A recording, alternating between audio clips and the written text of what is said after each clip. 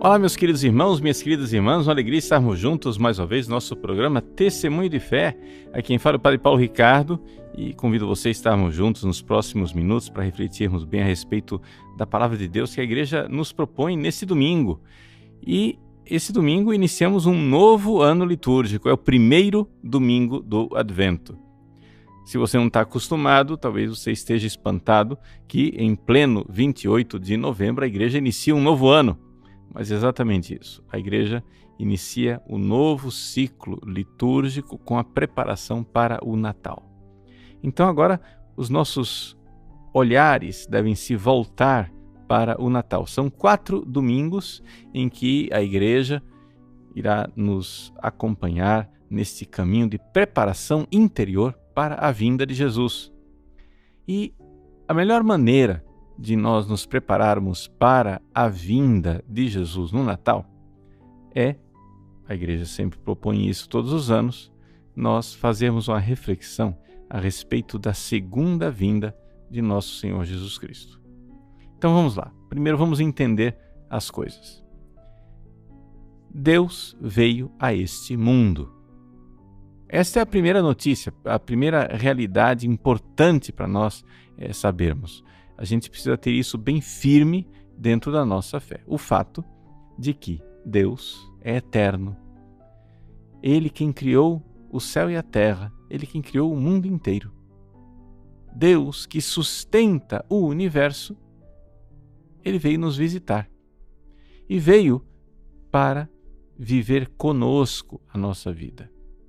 É o mistério da encarnação, em que a segunda pessoa da Santíssima Trindade, o Filho, veio a este mundo, se fez homem, nasceu da Virgem Maria. É isso que nós iremos celebrar no Natal.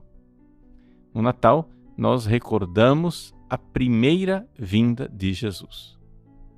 Acontece que a primeira vinda de Jesus foi vivida no escondimento, na pobreza. Jesus nasceu na gruta de Belém, envolto em faixas, no frio. Ali não havia glória. A única glória da noite de Natal é o glória que os anjos cantam, mas é uma glória celeste. Aqui na terra, Jesus nasceu na humildade. No céu, os anjos cantam glória a Deus nas alturas. Mas aqui na terra, Jesus vem no meio dos pastores, pobres, humildes. E é assim que foi a primeira vinda de Jesus. Jesus, quando veio a primeira vez, veio como criancinha. Nascido da Virgem Maria, ele é uma criança inerme, uma criança desarmada, uma criança que não põe medo em ninguém. É Deus que vem com a sua misericórdia para nos salvar. No entanto, a Igreja crê que Jesus virá uma segunda vez. Ele, que veio a primeira vez humildemente, passou este mundo pregando, implantando os fundamentos da Igreja, morreu na cruz, ressuscitou, subiu aos céus. Enviou o Espírito Santo para sustentar a Igreja durante este tempo que nós vivemos agora. Mas ele virá uma segunda vez. E essa segunda vez será uma vinda gloriosa. Aí ele não vem mais na humildade da manjedoura. Ele virá com glória, mas virá para julgar os vivos e os mortos. A diferença da primeira para a segunda vinda é fundamental. Com a primeira vinda, Jesus inicia o tempo da misericórdia. Com a segunda vinda, Jesus inicia o tempo da justiça. A segunda vinda de Jesus é verdadeiramente aquilo que nós chamamos de o fim do mundo, o fim da história da humanidade. Agora, é isto que a Igreja faz a gente refletir no início de todo Advento, né? A gente preparar o nosso coração para a vinda de Jesus. Aliás, a própria palavra advento quer dizer isso, é a vinda de Jesus. E o Evangelho desse domingo, que é tirado de São Lucas, capítulo 21, fala exatamente disso. Os primeiros versículos do Evangelho, versículo 25 a 28, se descreve bem rapidamente essa segunda vinda de Jesus. Uma vinda que é precedida por sinais exteriores, sinais no sol, na lua, nas estrelas. A terra e as nações ficarão angustiadas com o pavor do barulho do mar e das ondas. Os homens vão desmaiar de medo, só em pensar no que vai acontecer ao mundo, porque as forças do céu serão abaladas. Então verão o Filho do Homem vindo numa nuvem com grande poder e glória. Quando estas coisas começarem a acontecer, levantai-vos e erguei a cabeça, porque a vossa libertação está próxima. Então, até aqui, essa primeira parte do Evangelho simplesmente anuncia aquilo que eu já tinha dito. Ou seja, Jesus vem, e esta vinda de Jesus é uma vinda para o juízo, para o julgamento. Verão o Filho do Homem vindo numa nuvem com grande poder e glória. Agora, aqueles que estão prontos para serem julgados, que estão em estado de graça, irão ouvir Jesus que se senta no trono para julgar, e ele dirá então: vinde, benditos do meu Pai. O Catecismo Romano do Concílio de Trento diz que não existe palavra mais suave do que esta. Naquele dia, quando nós formos salvos, e se Deus quiser, você que está me ouvindo, você vai estar entre estes benditos que estarão à direita do trono de Cristo. Nós iremos ouvir a voz suave e consoladora de Jesus: vinde, benditos. Mas infelizmente não vai haver somente esta palavra. Haverá também todo um outro grupo da humanidade que estará à esquerda de Cristo. E ele então dirá: apartai-vos de mim, malditos. Palavra tremenda, palavra terrível, palavra que ninguém de nós gostaria de ouvir. Mas então, aqui vem a pergunta: o que é que nós precisamos fazer exatamente para estar do lado dos benditos, para estar neste lado direito, quando Jesus vier para julgar? O Evangelho, então, nos dá algumas orientações, que são exatamente as orientações que nós precisamos seguir na prática para viver bem o tempo do Advento. Eu vou ler a segunda parte do Evangelho. São simplesmente 3 versículos. É muito simples. Jesus diz assim: é todo um roteiro de preparação para a sua segunda vinda. Tomai cuidado para que os vossos corações não fiquem insensíveis por causa da gula, da embriaguez e das preocupações da vida, e este dia não caia de repente sobre vós. Pois esse dia cairá como uma armadilha sobre todos os habitantes de toda a terra. Portanto, ficai atentos e orai a todo momento, a fim de terdes força para escapar de tudo o que deve acontecer e para ficardes em pé diante do Filho do Homem. Vejam, nós poderíamos aqui dividir essa preparação em 2 coisas simples, né? A penitência e o desapego do mundo, e a outra coisa, a oração e a vigilância. É aquilo que nós tipicamente fazemos nesse tempo de penitência da igreja. Vejam, a primeira coisa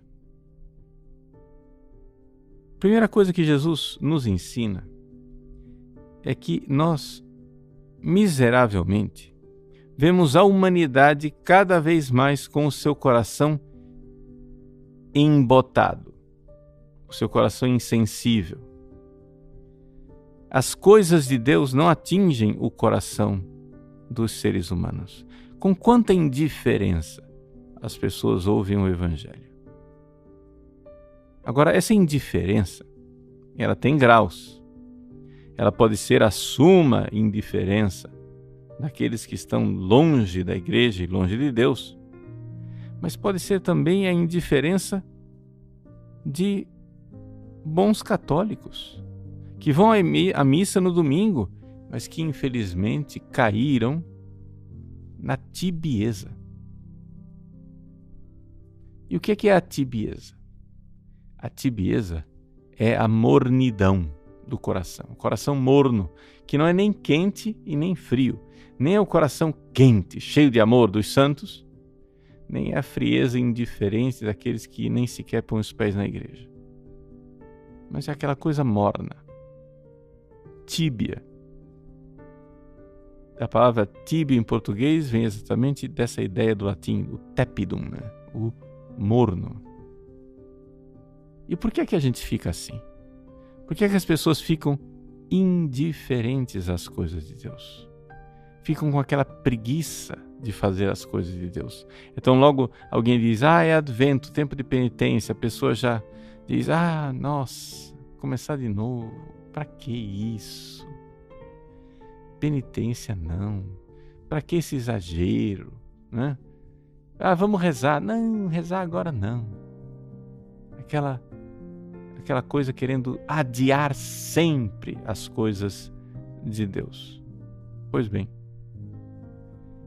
essa insensibilidade, ela se instala no coração das pessoas exatamente porque nós deixamos de combater o pecado.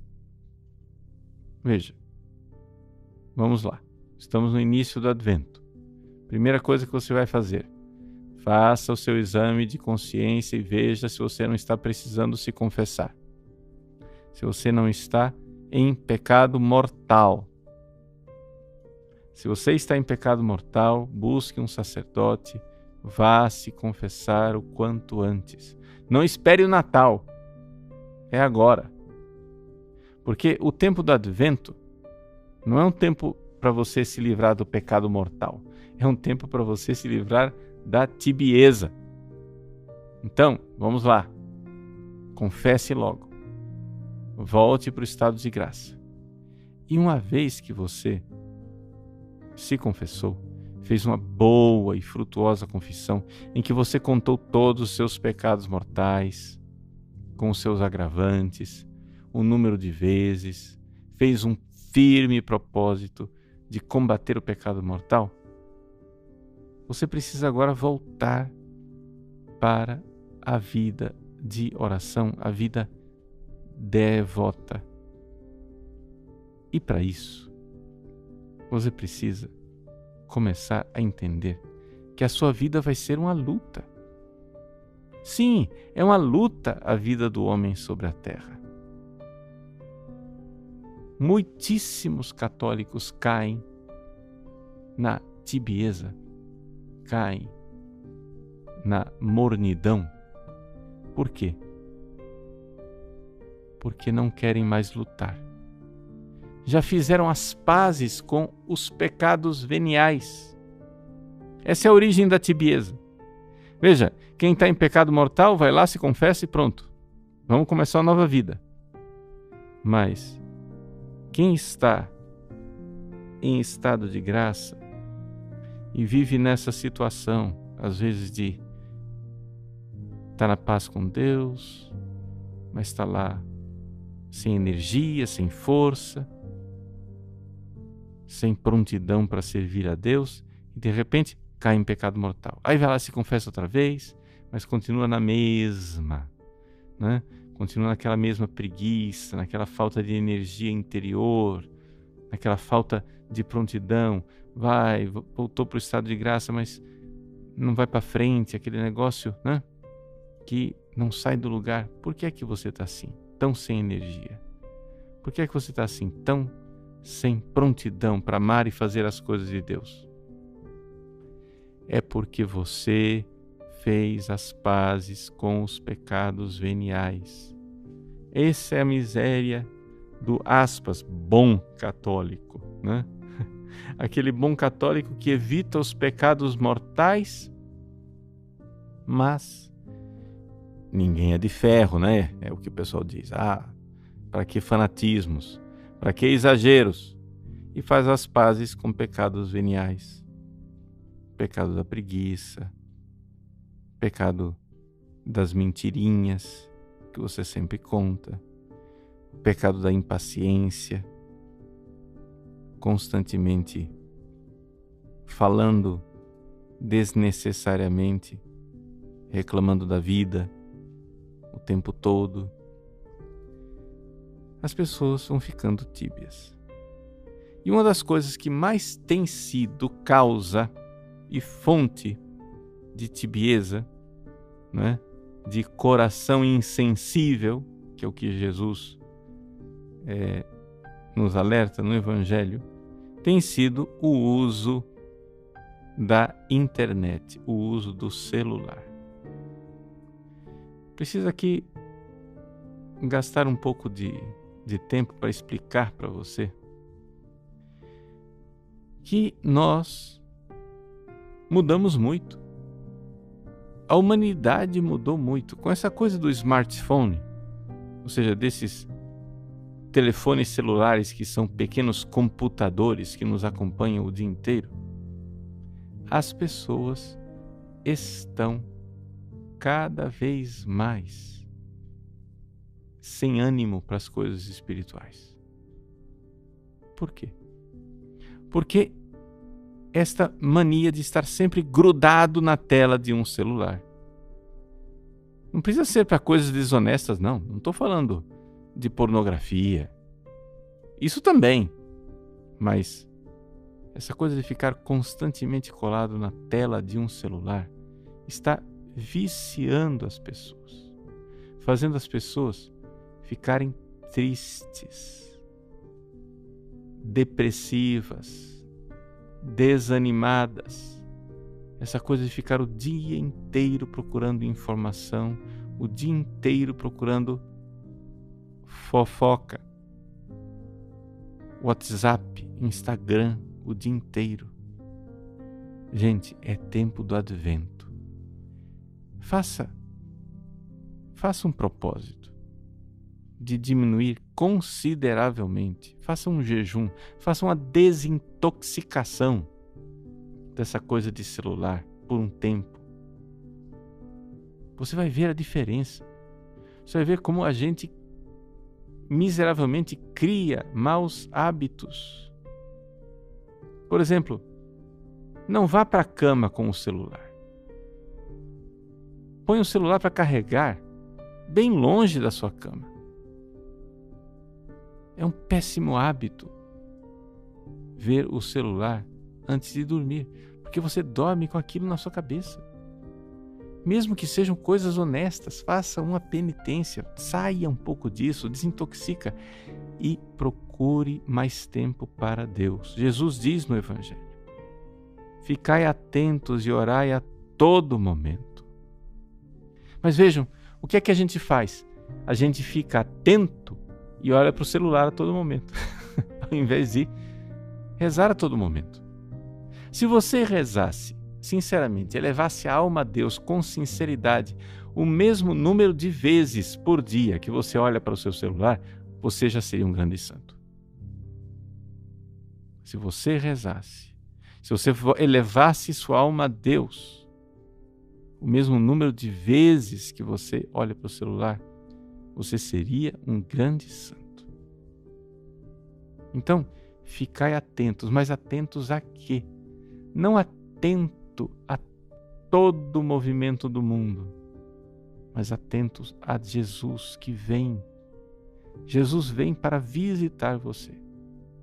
Assim como ele veio a primeira vez lá, humildemente, encarnado, nasceu na manjedoura. E assim como ele virá uma segunda vez, com glória no fim dos tempos, ele quer vir também na sua vida, neste advento e sempre. Mas ele vem no segredo da sua alma, no segredo do seu coração. Mas como é possível você se encontrar com Deus que vem para visitar você com tanto barulho, que você faz. Jesus diz: ficai atentos e orai a todo momento. O que é que as pessoas fazem? Ficam dispersas e esquecidas de Deus a todo momento. Então, nosso programa de Advento é exatamente baseado nisto. Baseado nesta realidade de que nós devemos combater a tibieza. Para isso, combater os pecados veniais. Ao combater os pecados veniais, claro, você vai fazer alguma penitência. Veja como Jesus chama atenção para o fato de que a gula, a embriaguez e as preocupações da vida deixam as pessoas longe, distantes, com o coração amortecido. Não é? A gula e a embriaguez são coisas que nos lembram os prazeres. O que é que você pode fazer nesse advento? Penitência, ficar sem beber, fazer um moderado jejum. Mas também Jesus nos recorda as preocupações da vida. Então, nesse advento, corta um pouco o celular, corta um pouco essa coisa de ficar o tempo todo atrás de informações, essas preocupações da vida, porque voltados para isso, o dia do Senhor vem e você não nota. Jesus visita você e você não nota. Jesus chama você e você não nota. Então esteja atento para os movimentos interiores da sua alma, para Jesus que se volta para você, que quer visitar a sua alma. É a vinda de Cristo dentro do seu coração. Então, faça um programa de mais oração no tempo do Advento. Tire um tempo a mais para Deus. Deixe o celular de lado, pegue um livro de piedade, faça uma leitura, escolha um livro para acompanhar você no Advento, um livro espiritual, um livro de meditação, né? Livro físico mesmo. Por quê? Porque a gente precisa se livrar um pouco dessas telinhas para verdadeiramente fazer o caminho de desintoxicar, estar mais sensíveis aos apelos de Deus. E fazendo isso, nós sairemos da tibieza. Então, é isso que faz com que nós estejamos prontos, esta prontidão. Que esse tempo do Advento seja frutuoso para você. Faça logo, desde já, uma boa confissão. Comungue o mais que você puder. Visite o Santíssimo o mais que você puder. É tempo da graça. É um kairós, é um tempo especial. Quantas e quantas pessoas são atraídas para Deus através da ternura do menino Jesus na manjedoura. Ele quer falar ao seu coração. Por isso, estejamos atentos aos sinais que o Senhor dá que quer nos atrair para si e nos chamar para um convívio de amor. Que Deus abençoe você, que esse advento seja frutuoso, cheio da graça de Deus. Vamos pressurosos ao encontro do Senhor que vem. Deus abençoe você. Em nome do Pai, e do Filho, e do Espírito Santo. Amém.